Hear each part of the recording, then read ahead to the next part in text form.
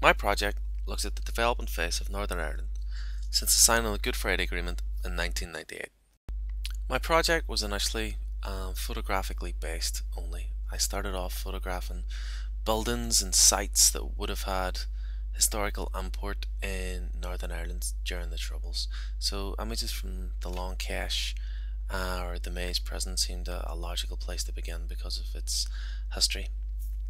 So essentially the way I would work or decide to photograph a building or a former building was I would do a certain amount of research into the area or the institution of the building, seek permission to go and photograph it because the majority of these places are now closed down to the public. They sit dormant, they sit empty. I'd need to get security clearance, etc.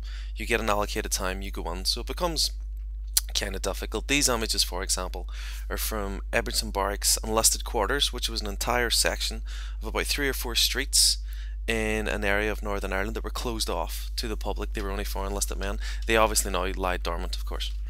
I found when I was working though, I started noticing things like rubble. And I don't know, to me, rubble became a manifestation of a violent past, perhaps. But everywhere you found rubble on the edge of these decommissioned buildings, there was always commerce. Commerce was kind of moving in, things were taken over on the outside. There was always kind of building sites and new developments and former areas of conflict. But everywhere you looked, there was kind of metaphors like this, for example, could mean a lot of things. But the more I looked at the work, I was very aware that if you didn't have an understanding of the past, of the history, which I would do because I'm from Northern Ireland, most of these things seem quite banal. You know, car parks and building sites don't really say too much. While I might look at this and know it's Harland and Wolff and that means something to me, it doesn't necessarily mean things to the viewer. So I started really thinking, how do I move this project forward? While all of this kind of makes sense to me, and I want to talk about the commercialization of former sites of conflict. I was aware that an awful lot of people wouldn't be aware of the issues I was trying to discuss or highlight or show, so I realized I had to start putting things specifically within a very Northern Ireland context. To move this forward, I was slightly stuck, but I started looking at the idea of mixed media. I printed off photographs and stuck them up and started trying to use mixed media and paint to see if I could cause something that referenced perhaps a certain element of violence isn't the right word, but definitely allusion to something much more active. So I started trying to play with mixed media, trying to film things as I was moving, hoping that if I could photograph areas that seemed distinctly Northern Irish, but then allude perhaps through the action of the paint. You know, most of this isn't kind of delicately placed. It's quite it's thrown quite fast, and I wanted to kind of reference paint bombs and the action and stuff, but realistically I thought that this was just experimental. It was just to kind of free up what I was doing. I was getting quite stuck on how I move things forward. I found some of the photography at this stage, I suppose working as a photographer, I was getting slightly bored with it.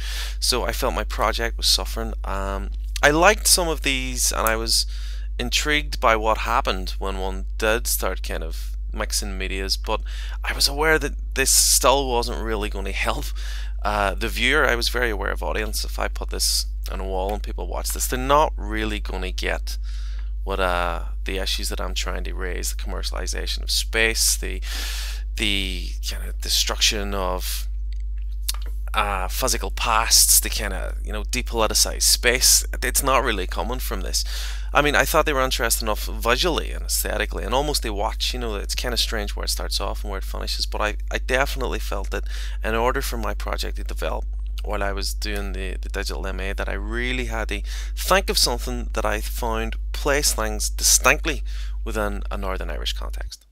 So I looked at other photographic practitioners and seen what they did. The likes of John Duncan, Paul Graham, Anthony Haughey, people whose work I would have been influenced by and would have seen mine as a continuation of. I wanted to see what they did in order to fit their work within a context that made it Northern Irish. And to be perfectly honest, what I started thinking about was accents. As much as this work is equally as banal as mine, what I felt was particularly Northern Irish was accents.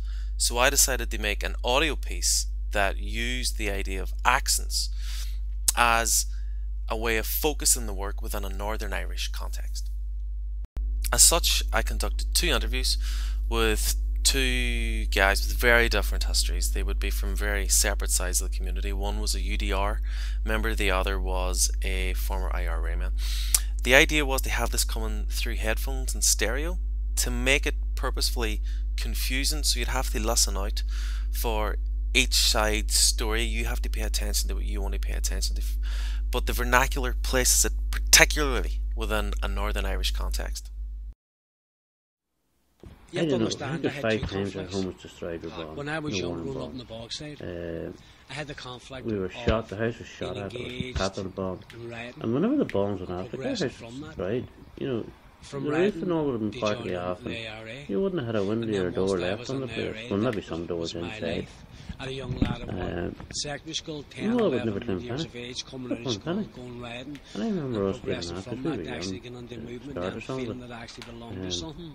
I remember And then we got our carried first out colour different operations TV, throughout I think it was my at the freedom third until I bomb. actually was And arrested we were all and sitting imprisoned. around, and I'll never I mean, forget the it first because time I was arrested was charged with there possession was of even a few explosives neighbours in, Royal Green Jackets who actually and arrested me. the sister, I older was sister's sentenced to 10 boyfriend was years. there this night, and we I were all served sitting 5 glued years to of this that. colour TV. This is about 72, 73. That's because he basically brought on a thing then called the And I know my mother half saved sentence rather than the probably 2/3. the bad news Then I got out and I had no hesitation whatsoever going back to the Republican movement because I felt very strongly within it.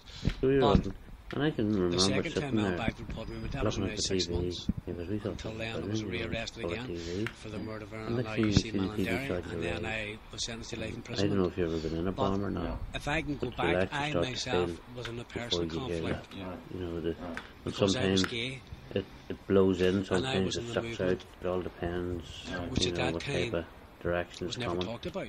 But all we could see, I remember I'm sitting, not saying that there's anyone some was going to be TV subjected sitting to after. abuse. You know, that was my first reaction, you know, at 12 years of Something age. that you kept But it to was the yourself. bomb going off. That's just a flavour of that piece. The rest of it is on the blog. As for post MA, I'd like to use video.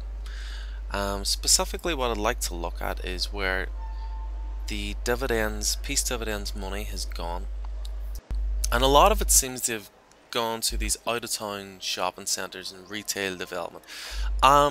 The reason I'm shooting this with the tilt shift lens is the tilt shift adds this kind of level of artificiality, or it makes things look small and model-like, and I feel that works quite well when we get into these sterile, I guess is the word, environments. You know, for example, the Belfast City Giants we have here in this empty stadium that's meant to feel like the Super Bowl.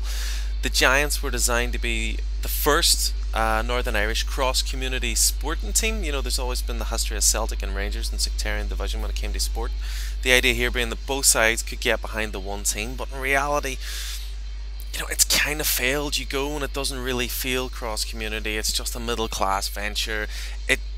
You know, so I'm not too sure this works, essentially. I'm not saying it's a bad thing, quite far from it, but I think it's worth pointing out that this isn't indigenous. This hasn't somebody said, oh, we all love ice hockey, let's go and watch it. This was designed to try and force certain parts of the community together. Now, as I say, I don't have an issue with that, but I think it's worth examining, and this is the area that I see post-MA kind of developing into. I like kind of just sitting back and pointing this out and kind of looking at, like this shopping centre, for example, the banality of it, the boredom of it. But this is all designed around peace money. That's what it was. It's tax breaks and peace money. So these are the type of things and type of issues that I'd like to start looking at in a little bit more detail post-MA. So essentially, I suppose I'm trying to look at the socio-economic political situation there as regards how the province is actually moving forward. You know, this is where I see the work going, perhaps investigating this in much more detail, not just the banal kind of photographs, but actually looking at how the place has moved on. That concludes my symposium. I hope you've enjoyed it. I'd love to try and answer any questions you might have. Thanks for watching. Bye.